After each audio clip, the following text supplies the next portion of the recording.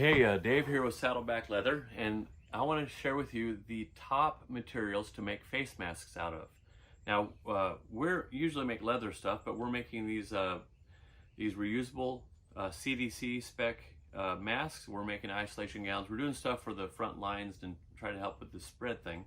But here's some different, the best fabrics for best materials for filtering out the from you when you cough out or sneeze or breathe heavily, so you're not getting it out into the environment and it's staying right here, and also for breathing in what's going to filter so you don't catch it also.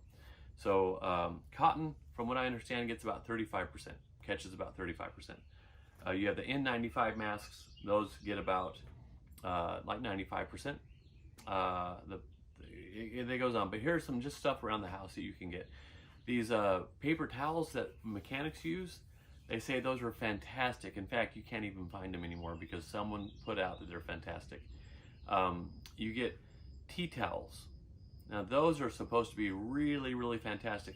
And here's the thing about the material you're using too. 1 or 2 or 3 layers. Which one do I do?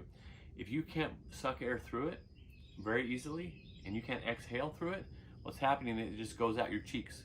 It goes out right here. It just goes out here. So you don't want to have it too tight. You want to be able to breathe through it. So breathability is really important. So don't think, hey, I have 5 layers on my face, and you're just sucking in and out air through your cheeks and through your around side of your nose and your chin because it's so tight. So you want to have it breathable where you can easily breathe through it. So the mechanic towel, hand towels, the tea towels, you have vacuum cleaner filters. Vacuum cleaner bags are supposed to be really good for that. You have 100% cotton. The CDC, which is a department of the U.S. Department of Health and Human Services, HHS, says only use tightly woven 100% cotton and 2 layers of it. And the reason they say that, and not other things, is this catches more.